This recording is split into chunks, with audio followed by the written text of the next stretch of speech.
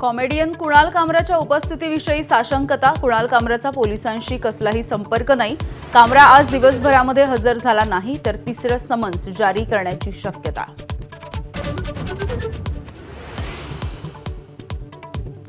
बीडच्या अर्धा मसल्यातील मशिदीमध्ये केलेल्या स्फोटाची एटीएस चौकशी करणार. अटकेत दोघांचा ताबाही एटीएस घेण्याची शक्यता.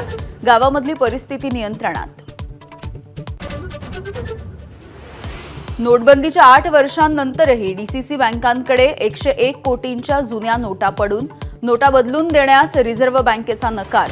पुणे डीसीसीकडे 22 तर सर्वाधिक 25 कोटी कोल्हापूर डीसीसीकडे पडून. 4.5 कोटींची पाणीपट्टी थकल्यामुळे केडीएमसीकडून कल्याण रेल्वे स्टेशनचा पाणीपुरवठा तब्बल 22 तास खंडित. रेल्वेने थकबाकी भरण्याची तयारी दाखवल्यानंतर पाणीपुरवठा पूर्ववत. देशभरात आज रमजान ईदचा उत्साह. नमाज अदा करण्यासाठी मुस्लिम बांधवांची गर्दी. राज्यभरात ठिकठिकाणी सामूहिक नमाज पठण.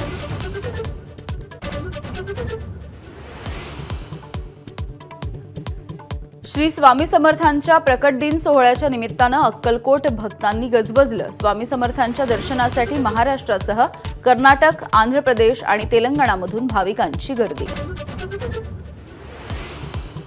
शिर्डी विमानतळावरती नाईट लँडिंग सुरू. 60 प्रवाशांना घेऊन आलेल्या विमानाला वॉटर सॅल्यूट. माजी खासदार सुजय विखेंकडून प्रवाशांना फूल देऊन आणि केक कापून स्वागत. गुढीपाडव्याच्या मुहूर्तावरती वाहन खरेदीसाठी ग्राहकांची झुंबड. मुंबईत 9,500 तर पुण्यामध्ये सर्वाधिक 11,000 गाड्यांची खरेदी. नाशिक आणि ठाण्यामध्ये प्रत्येकी 3,500 गाड्यांची नोंदणी.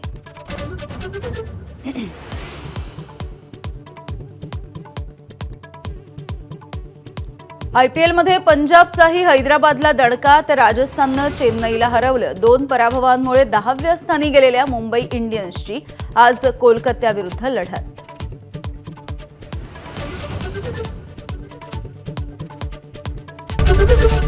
एबीपी माझा, उघडा डोळे बघा नीट.